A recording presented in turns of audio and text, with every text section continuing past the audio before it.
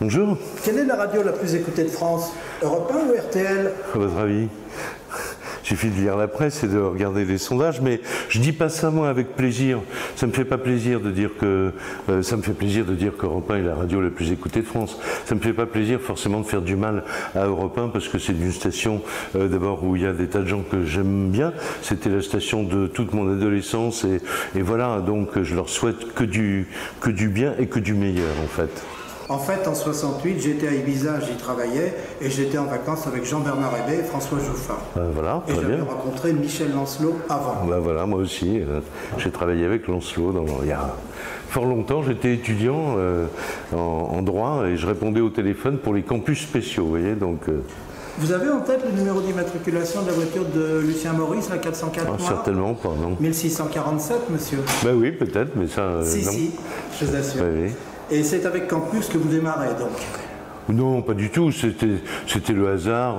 Voilà, j'ai collaboré à l'émission, j'étais standardiste et je faisais surtout du droit et j'étais étudiant à Sciences Po, mais c'est Michel qui m'a donné envie de faire de la radio et quelques années plus tard, quand j'ai fait enfin de la radio sur France Inter, je me suis payé un luxe énorme de l'inviter un jour dans une émission pour un film, voilà, pour venir parler d'un film.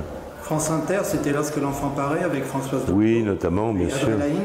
Et de 83 à 86, vous animez avec les reporters John-Paul Lepers, Philippe Rizzoli cette émission. Bon souvenir? Oui, d'excellents souvenirs, bien sûr, parce que j'ai toujours voulu m'entourer, moi, de gens. J'ai jamais oublié les gens qui m'ont aidé à démarrer. Donc, quand j'ai pu aider d'autres jeunes comme ça à faire leurs premières armes, et en tout cas, ils me doivent rien. Je les ai mis en situation. Après, évidemment, c'est le talent qui fait la différence. Toujours en contact avec eux? Oui, bien sûr, absolument. Oui, pas depuis la semaine dernière, mais je suis en tout cas de loin, John Paul notamment, peut-être plus que d'autres, mais parce que John Paul c'était un peu mon petit frère, quoi. Voilà. Alors Philippe Rizzoli, il faisait le millionnaire, là. Oui, voilà, absolument. Succès fou. Il a fait beaucoup de choses. Oui. Mais l'émission du tirage de là, et j'ai voyagé 4 jours aux îles Marquises avec lui. Voilà, mais c'est un garçon intelligent et fort sympathique. Voilà. Pour toutes ces émissions TV qui vont suivre avec TF1, vous les créez, les imaginez, seul ou avec une grande équipe? Toutes les émissions? Oui, que vous allez faire avec TF1. Oh ben non, il y a toute une équipe, c'est 40 personnes, c'est Pascal Brognaud, c'est toute une équipe de professionnels. Moi je suis présentateur et évidemment je suis un peu le porte-drapeau de tout ça, donc je collabore et je participe.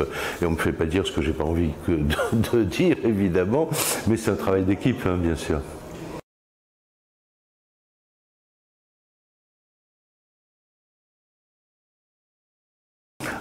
Pour moi, bonne pioche, parce que si c'était à refaire demain matin, je referais la même enquête.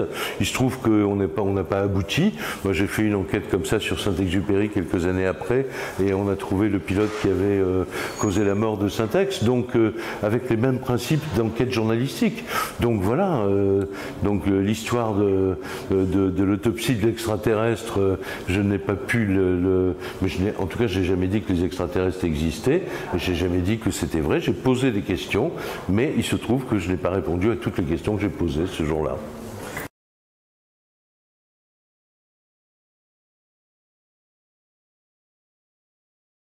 Mais il se trouve que c'est un de mes auteurs préférés. Et voilà, j'ai rencontré Ursula Kubler dans le temps. Je suis allé voir où habiter dans cette impasse près de Clichy. Voilà. Et puis Boris Vian est pour moi à la fois le poète et le romancier que je n'oublierai jamais, quoi. Voilà. Peut-être aussi parce que j'avais 17 ans ou 18 ans quand je l'ai découvert.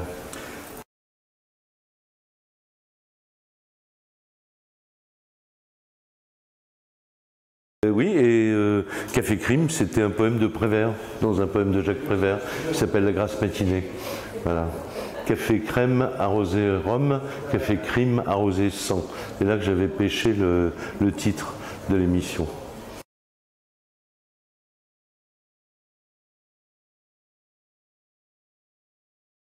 sur Tahiti, pour l'instant, il est dans les bagages accompagnés, c'est-à-dire qu'il m'accompagne.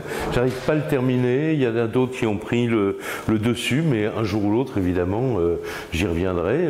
Voilà, je ne l'ai pas jeté à la poubelle.